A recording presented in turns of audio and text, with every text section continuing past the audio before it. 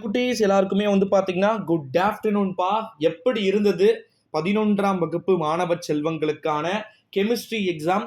12க்கு டஃபா இருந்துச்சு, 11க்கு எப்படி இருந்துச்சு? ஆன்சர் கீ வேணுமா? ஏ டைப் பி டைப் ரெடி ஆயிடுச்சு. ஆன்சர் கீ கீழே டிஸ்கிரிப்ஷன்ல டெலிகிராம் குரூப் இருக்கு, மறக்காம வந்து டெலிகிராம் குரூப்ல ஜாயின் பண்ணிக்கோங்க.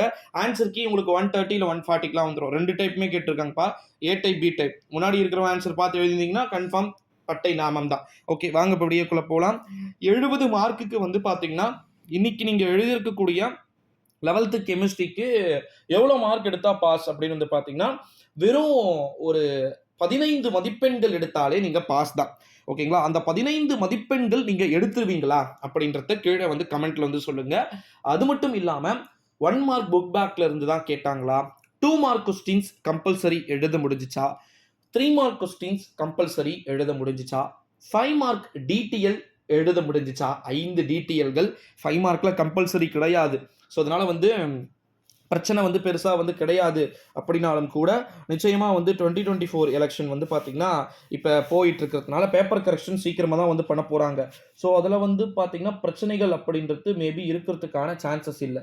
இந்த ஒரு சூழ்நிலையில தான் தமிழ்நாட்டில் 11th கெமிஸ்ட்ரி வந்து 5 மார்க்கு 2 மார்க்கு 3 மார்க்கில் எதனா மிஸ்டேக்ஸ் வந்து இருந்துச்சா அப்படின்றது கீழே சொல்லிடுங்க. ஏன்னா ஸ்டூடெண்ட்ஸ் சொல்கிறது மூலமாக தான் கிரேஸ் மார்க் வந்து கிடைக்கும். ஏன்னா ஸ்டூடெண்ட்ஸ் டீச்சர்ஸ் தான் வந்து இது மிஸ்டேக்காக கேட்டிருக்கிறாங்கன்னு சொல்லிட்டு புரிய வைக்கிறது கவர்மெண்ட்டுக்கே.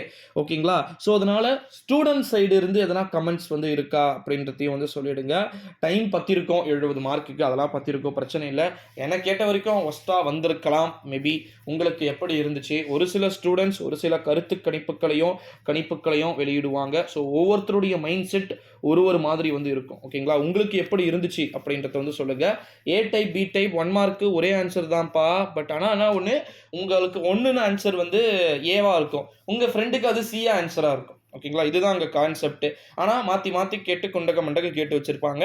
ஸோ 11th கெமிஸ்ட்ரி 11ஆம் வகுப்பு மாணவ செல்வங்களே, வேதியியல் தேர்வு எழுதியிருக்கக்கூடிய மாணவ செல்வங்கள் எப்படி வந்து எழுதுனீங்க அப்படின்றதையும் இங்க வீடியோலையும் வந்து நீங்கள் கீழே கமெண்ட்ல வந்து சொல்லுமாறு வந்து கேட்டுக்கொள்ளப்படுகிறது. காரணம் என்ன அப்படின்னு வந்து பார்த்தீங்கன்னா 11ஆம் வகுப்பு மாணவ செல்வங்கள் அனைத்து விதமான ஸ்டூடெண்ட்ஸுமே வந்து பார்த்தீங்கன்னா எளிமையான முறையில் தான் வந்து இருக்கு அப்படின்னு சொல்லிடலை. ஸோ கொஞ்சம் டஃப்பாக இருந்துச்சு ப்ரோ அப்படின்றத அவங்க ஓப்பன் மைண்ட் செட்டில் வந்து சொல்கிறாங்க. ஸோ அது உங்களுக்கு எப்படி இருந்துச்சு அப்படின்றத கம்பல்சரி கீழே வந்து மறக்காமல் கமெண்ட்டில் வந்து சொல்லுமாறு கேட்டுக்கொள்ளப்படுகிறது.